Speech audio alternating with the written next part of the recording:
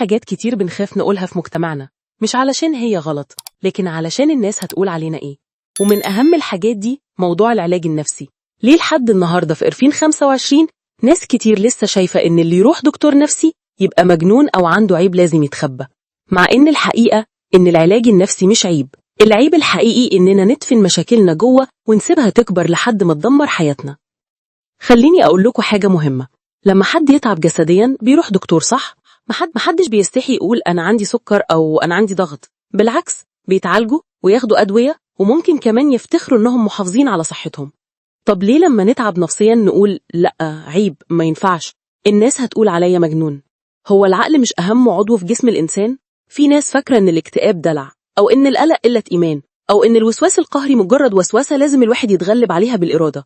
طب ما السكر والضغط برضو محتاجين إرادة، بس محتاجين دواء كمان، محتاجين متابعة. المرض النفسي زي أي مرض تاني، واللي بيقول غير كده هو اللي محتاج يعيد تفكيره.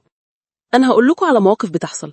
لما واحدة ست تقول أنا عندي اكتئاب بعد الولادة، تلاقي أهلها يقولوا لها إيه الهيافة دي؟ أنتي قومي ربي عيالك، مع إن الاكتئاب بعد الولادة مرض معترف بيه، ولو ما تعالجش ممكن يدمر حياة الأم والطفل. لما راجل يقول أنا بروح جلسات علاج نفسي، صحابه يضحكوا عليه ويقولوا له يا عم أنت اتجننت، روح اشرب كوباية شاي وتفكر. طب هو الشاي هيعالج اضطراب الهلع ولا هيوقف نوبات القلق؟ الحقيقة المؤلمة إننا كمجتمع لسه مش متعودين إن الصحة النفسية جزء من الصحة العامة، مع إن منظمة الصحة العالمية بتقول إن مفيش صحة جسدية من غير صحة نفسية. وعايزين نتكلم كمان عن الخوف من كلام الناس. في ناس مش بيروحوا دكتور نفسي مش علشان مش عايزين، لكن علشان خايفين يتكشفوا، خايفين يتقال عليهم فلان مجنون أو فلانة مش مظبوطة. طب ليه؟ هو السرية مش جزء من شغل الدكتور النفسي؟ هو مش المفروض أي حاجة بتتقال جوه العيادة بتفضل جوه العيادة؟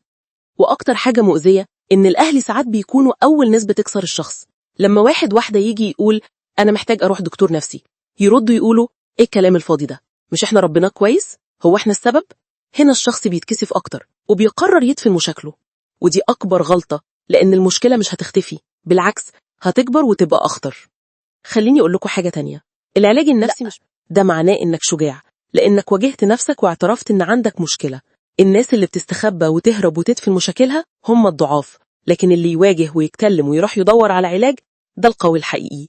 وعلشان نقفل الباب على الناس اللي بتقول الإيمان كفاية، أحب أفكركم إن سيدنا النبي صلى الله عليه وسلم قال تداووا عباد الله فإن الله لم يضع داء إلا وضع له دواء. يعني أي مرض جسدي أو نفسي له علاج، واللي يرفض العلاج النفسي إنه عيب أو قلة إيمان هو نفسه اللي بياخد دواء ضغط وسكر وما يعتبرش ده ضعف في إيمانه. وخليني أديكم مثال عملي، في ناس لما بتنظف أو تروق بيتها بتحس بفرق في مودها. ليه؟ علشان شايفين بعينيهم حاجة كانت بايظة اتصلحت. هو ده بالظبط اللي بيعمله العلاج النفسي، بيخليك تشوف جوه نفسك الأماكن اللي محتاجة تتصلح وتشتغل عليها، بس بدل ما تروق بيتك انت بتروق لوحك. والأهم من ده كله إن العلاج النفسي ممكن ينقذ حياة.